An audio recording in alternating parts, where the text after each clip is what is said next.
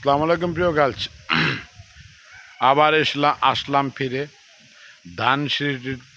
ধানসিঁড়ির তীরে। হয়তো এ বাংলায় হয়তো মানুষ নয়, শঙ্খচিল শালিকের বেশে, নয়তোবা ভোরের কুয়াশা ভেজা কাকের বেশে। আজকে দেশের যে অবস্থা, দেশের অবস্থা এরকম ছিল না। শহীদ জিয়া বঙ্গবন্ধুর কথা এরকম ছিল না।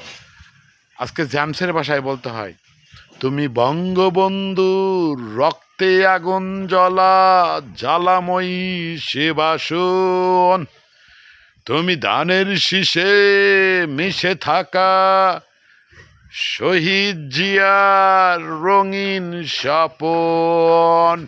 আমার সোনার বাংলা, আমি তোমায় ভালোবাসি, জন্ম দিয়েছ মাগো তাই তোমায় ভালোবাসি।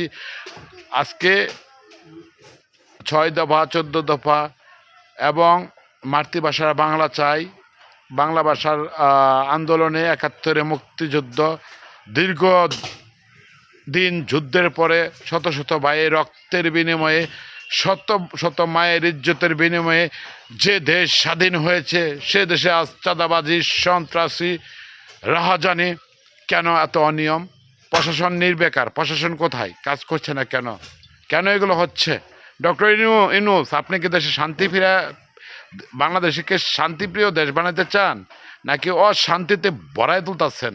আজকে আপনার মুখে ডিম ছুঁড়ে মারে সাধারণ মানুষ কেন?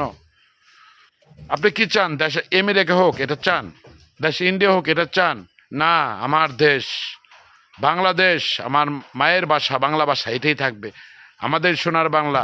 আমরা দিনমজুর হাজিরা কামলা ধান চাষ করে আমরা গরু ছাগল পেলে গরুর খাঁটি দুধ এবং মাছে ভাতে বাঙালি থাকতে চাই।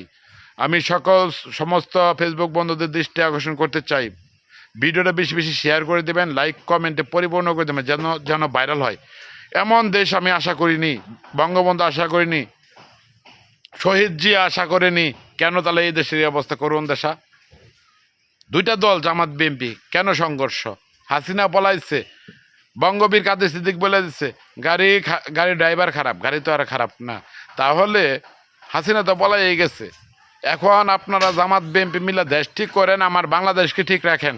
আমার বাংলাদেশের চাঁদাবাসী সন্ত্রাসী কারো যেন অশান্তি না হয়, কোনো প্রশাসন যেন ঘুষ না খাইতে পারে, কোনো কর্মকর্তার জন্য কারো কাছে চাঁদাবাজ ঘুষ না খাইতে পারে, কোনো নেতা যেন কারো স্টেপ করে র্যাপ না করতে পারে, দর্শন না করতে পারে আমার মেয়ের বয়সী শিশুকে। ধন্যবাদ প্রিয় গাছ। আসসালামু আলাইকুম, শুভ বিকেল।